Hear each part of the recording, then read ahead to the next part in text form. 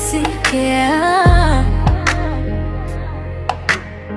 Mimi ni shemeji yako ambaye nimekupigia, maana tangu ondoke ni misukosuko huyu mwenzi wako.